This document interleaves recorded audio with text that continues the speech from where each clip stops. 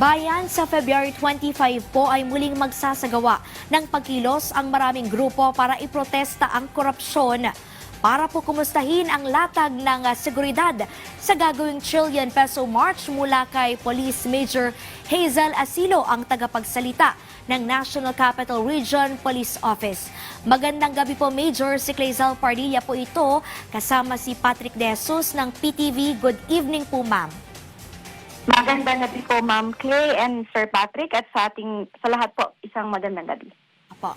Ma'am, kumusta po ang latag ng ipatutupad nating seguridad para po sa Trillion Peso March? So nakatuon po ang ating paghahanda sa proactive security planning. May nakalatag po tayong deployment plan, route at area security, ganun din po yung ating intensified police visibility, intelligence monitoring, at syempre ang ating pre-active coordination sa organizers at local government units. Layunin po nito na natsakin na mapayapa ang pagtitipon habang pinapanatili po natin ang kaayusan at kaligtasan ng publiko. Yes, ma'am. May koordinasyon na po ba ang PNP o yung mga organizers po ng rally? At kung meron na po silang permit para nga po makapagsagawa ng mga aktibidad? Sa ngayon po, wala pa po kaming formal na koordinasyon or meeting with the organizers, pero patuloy po yung ginagawa natin na meeting within po sa atin sa PNP. Sa mga susunod na araw po, maaring makasama na po natin yung mga organizers sa ating coordinating conference para po mailatag yung kanilang mga pangangailangan seguridad. Ganun din po sa kaukulang permits na kailangan ma-secure nila para masigurado po na magiging maayos yung kanilang mga pagtitipon. Major, batay po sa initial information na nakuha ninyo, saan-saan po ba isasagawa yung mga rally at ano-ano pong mga lugar yung pinakababantayan nyo dahil ito po yung posibleng dagsain ng mga magpoprotesta? Ngayon po, ang atin pa lang po nakikita na pupuntahan nila ay ang ating People Power Monument, ganun din po yung sa may White Plains. At so ito po yung mga una nating lalatagan ng tao, ng ating mga personnel.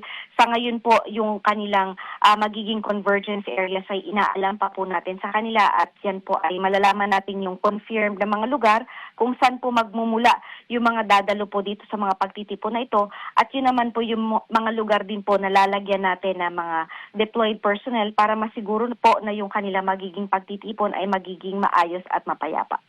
Major Asilo, ilang pulis po ang ide-deploy ng PNP at ilan din po para po sa mga force multipliers?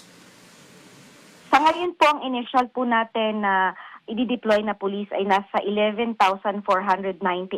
Sila po yung nakaantabay sa buong Metro Manila, kaugnay po sa paggunita sa ating mga inaasahang pagtitipon. Regarding naman po dun sa ating mga force multipliers at sa mga allied agencies na lalahok sa atin, malalaman pa po yung total na bilang na ipapahiram po na nila sa atin sa susunod na Martes, dahil po magkakaroon pa po kami ng coordinating conference kasama po yung iba't ibang ahensya. 11,000 na pulis, hindi naman po ito overkill, yung magiging deployment? Hindi naman po overkill, dahil ito naman pong deployment natin ito ay kasama na po yung anti-criminality patrols, yung ating CDM, yung quick reaction team natin, ganun din yung ating SWAT, EOD, at ang medical teams. Kasama po dito yung ating reserve forces. Kumbaga po, hindi naman po yung 11,000 na yan ay nandyan sa locations na yan. Yung ating pong reserve force, nandyan na po sa bilang na yan, at sila po yung papadala natin kung sakali man po na kailanganin at kulangin yung mga personnel natin na on the ground na po. Major, batay po sa inyong impormasyon, gaano po karami ang lalahok dito sa Trillion Peso March? Ito po ba ay dadagsain na mas marami pa dun sa mga nakalipas po na pagpoprotesta? Ngayon po, inaasahan po natin na mas marami sa compared last year, na nasa 6,000 po last year yung dumalo sa ating pagdiriwang ng EDSA People Power Revolution na anibersaryo. So, inaasahan po namin na mas marami po ngayon, dahil nga po hindi lang yung EDSA ang ating isa-celebrate, ganun din po sasabayan ito ng ating Trillion Peso March. So, inaasahan po na mas marami po sa 6,000 yung ating mga dadalo sa mga pagtitipong ito. Major, may na-monitor po ba na banta sa seguridad, at kamusta po ang koordinasyon ng NCRPO doon po sa mga intelligence agencies po natin?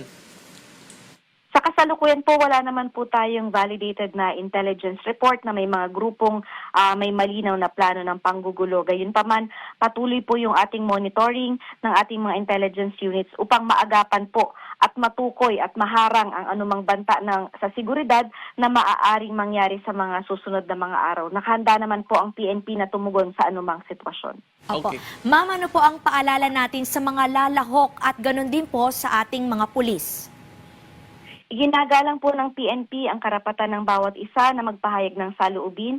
Hinihikayat po namin ang lahat na panatilihin ang pagiging mapayapa, sumunod sa mga umiiral na batas at patakaran. Ganon din po ay makipagtulungan po sa ating kapulisan. Ang amin pong layunin ay isang ligtas, maayos at mapayapang pagtitipon para sa kapakanan ng lahat. Sa akin ka naman pong mga kasamahan sa PNP, alam naman po natin ang ating ipatutupad, ang maximum tolerance.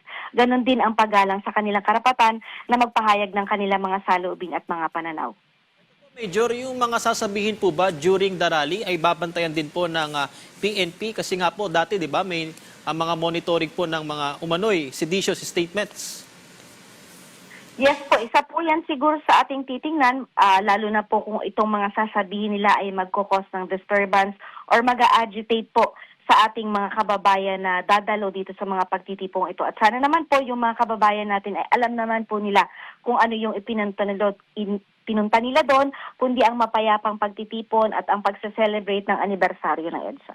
Okay. Alright, maraming salamat po Police Major Hazel Asilo, ang tagapagsalita ng NCRPO.